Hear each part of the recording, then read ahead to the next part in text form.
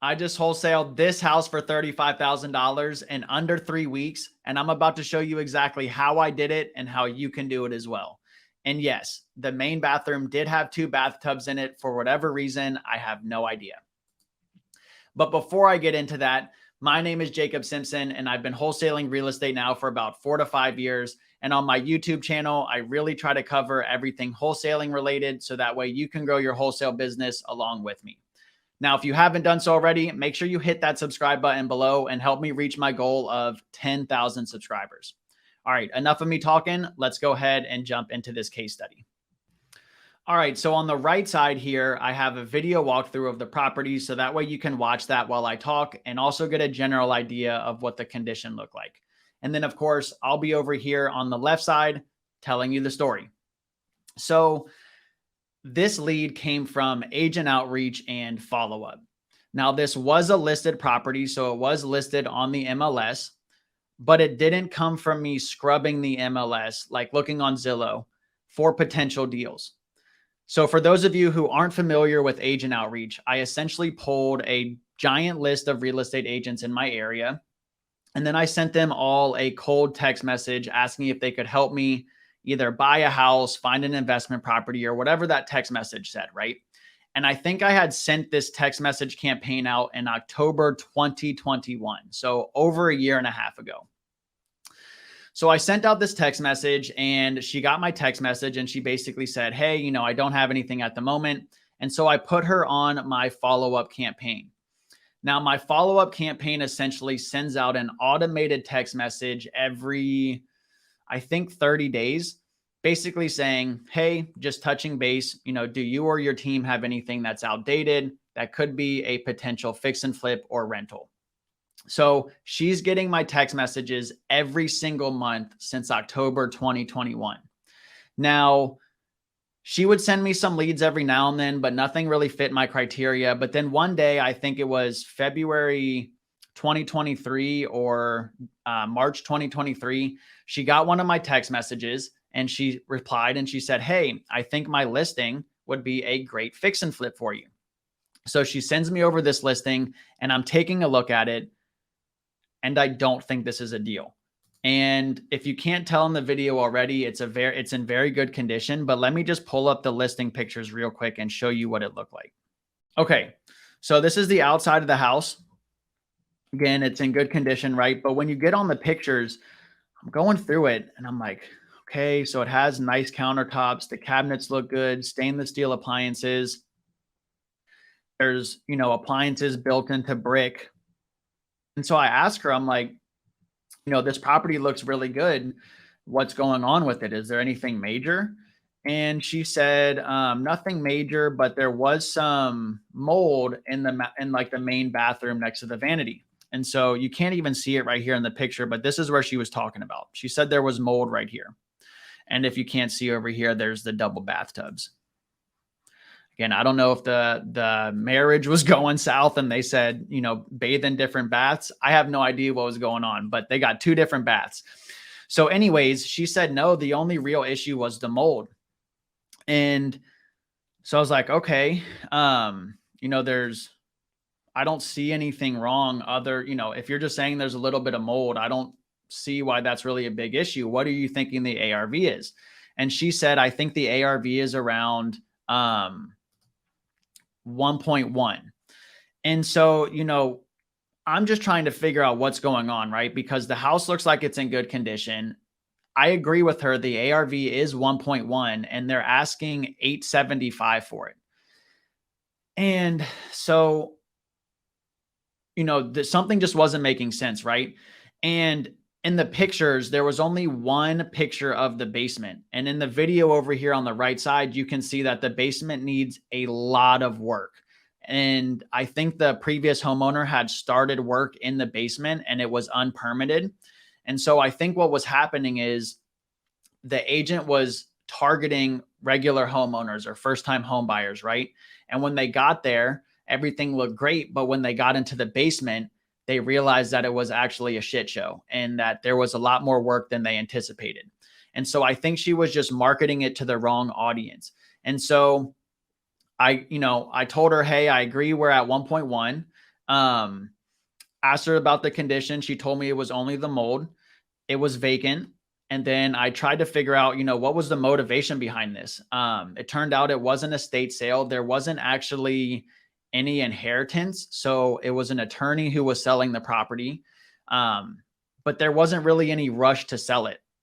So I told her, hey, based on the comparables that I'm seeing, I'm going to have to be around 775 to make this one work. Now remember, she was at 885 listing price. So I threw out 775. I honestly didn't think she was going to come back and accept that, but she did. She came back and she was like, hey, we can do 775. So of course, my first thought is, damn, how much money did I just leave on the table, right? Like, could I have got it at 750? Could I have thrown out 700 and maybe got it at 700?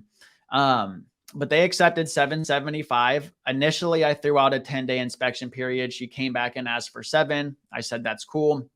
So we went ahead and ratified the contract at 775 with a 7-day inspection and I believe a 21-day close. So I go out to the property to get some pictures and I actually meet a couple buyers out there. Now, I think I got there about 30 minutes prior to these buyers. So when I get there, I'm taking these pictures and then I go into the basement and I see how big the basement is and how much work it needs. And so I foolishly started trying to renegotiate my buyers down. And this is where, this is a good learning lesson for anyone. Let your buyers do their due diligence and just be quiet. And if you want to point anything out, point out the potentials in the property.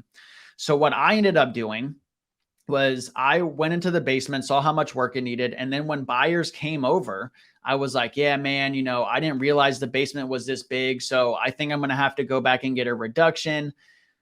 Well, 2 out of the 3 buyers used that against me. And that's why I'm saying don't do that. So 2 out of the 3 buyers basically said, hey, I agree with you. This needs way more work than I anticipated. I thought I could make 815 happen on this one, but now I think I needed to be at 700 or 750, right?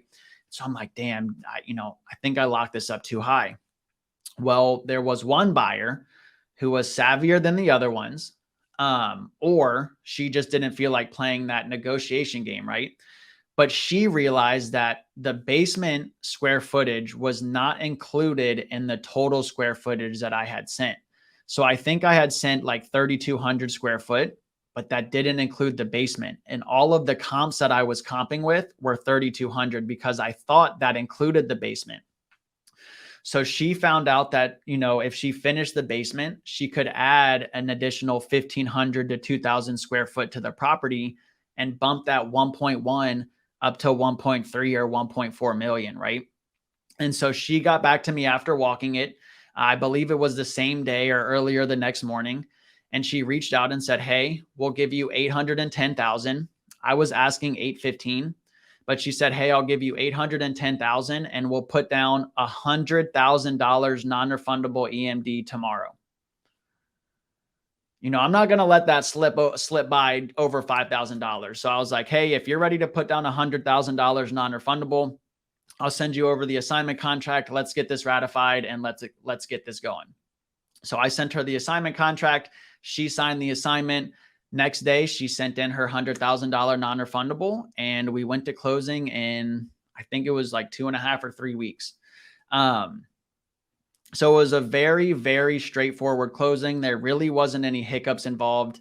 But there were, a few key takeaways that I got from this, right? The first one being, even if the property needs more work than you anticipated, let the buyers come up with that conclusion, right? The only time you should really be painting the picture is to, like I said, to paint that picture, to show them what potentials this has. Maybe paint the picture that you can knock out a wall and make this, kitchen bigger, or you can expand this basement and add bedrooms and add square footage, right? But don't be like, hey, this needs more work. I think I'm going to have to get a reduction, because now they're going to use that against you. And they're going to basically say, you're right, this does need more work than I thought. I'm going to have to be lower as well. And then the next biggest takeaway is follow-up. The money is in the follow-ups. Very rarely do we get deals off of our first outreach. And this just goes to show it, right? I sent a text message October 2021, and my first deal with her was March or April 2023, right? That's over a year and a half of me following up with her until I got that deal. So don't stop following up with them. Just to kind of give a breakdown of what that actually looked like. So I got it locked up at 775. I sold it at 810,000. So I made $35,000 on this one. It came from agent outreach. So really, all I spent was the marketing money for the list and then the marketing money for the text messages, sending that out to her every month, and then as well as my CRM. So give or take $35,000 in 3 weeks. And I probably only spent $200, maybe $250 to get this lead. So hopefully you all found this video helpful. If you did, make sure you hit that subscribe button below and help me reach my goal of 10,000 subscribers. Make sure you check out the other content on my channel. I go through literally everything from polling real estate agent lists to breaking down my negotiation strategies to actual live cold calls. So don't sleep on my channel. Hit that subscribe button, hit that like button, and go watch some other videos. Take care, everyone.